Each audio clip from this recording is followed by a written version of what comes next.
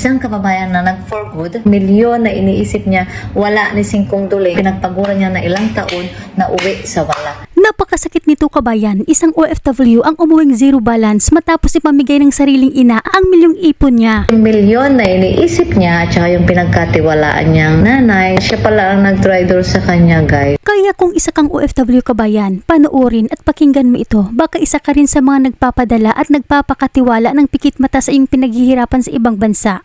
Panoorin mo ito para hindi ka matulad sa isang kababayan natin na humihingi ngayon ng tulong at payo. Isang OFW ang umuwi ng Pilipinas para mag-for good sa pag-aakalang may milyon na siyang naipon sa bangko. Ngunit ang napakasakit na katotohanang sumampal sa kanya, trinaydor siya ng sariling ina. Ni singkong duling walang itinira sa milyong perang pinaghirapan at pinagpuyatan niya ng ilang taon sa abroad. Bakit nangyari ito? Dahil ang perang inakala niyang naiipon at naipapasok sa bangko ay unti-unti palang ipinamigay ng kanyang ina sa iba pa niyang mga kapatid na may mga sarili ng mga pamilya at asawa. Biruin mo, ikaw ang nagtiis sa lamig, init, lungkot at pagod sa ibang bansa, pero iba ang nakinabang at nagpakasarap sa pera mo.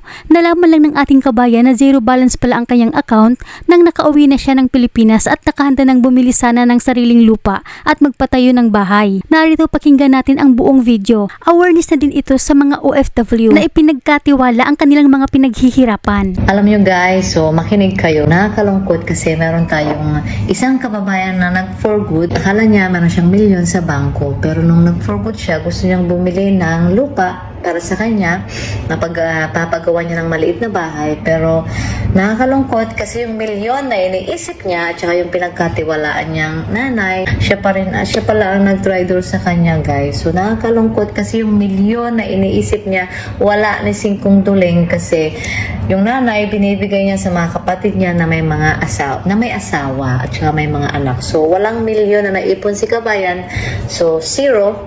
So nakakaawa. So si kabayan humihingi ng parang advice ko anong gagawin niya. So ngayon, umalis siya sa bahay kasi syempre parang pinagsakloban siya ng langit at lupa dahil yung akala niya pinagpaguran niya na ilang taon napakasakit nito kabayan, na isang OFW ang umuwing zero balance matapos ipamigay ng sariling ina para makapag-isip ko ano ang gagawin niya kasi parang ang sakit-sakit na sarili mong nanay at saka syempre mga kapatid niya syempre alam nila yan. So yung pinaghirapan niya ng ilang taon na wala. So sana'y ito maging silbing aral ito sa mga OFW na wag nating ipagkatiwala ang pera natin.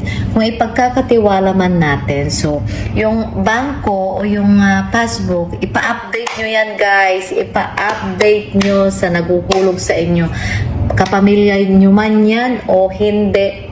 Dapat meron kayong passbook na ina-update nila to proof na hinuhulog yung pera doon kasi baka mamaya matulad tayo kay kabayan. So diba, sayang ang pinaghirapan natin. Kaya mga kababayan, sana ay maging malaking aral at babala ito sa atin lahat. Huwag natin ipagkatiwala ng pikit mata ang ating pera kahit sa sarili pa nating pamilya. Protektahan ang inyong pinaghirapan dahil hindi po bero ang hirap na pinagdadaanan nyo sa ibang bansa. Hanggang dito na lamang po, mag-ingat po kayo palagi kung saan man kayo ngayon.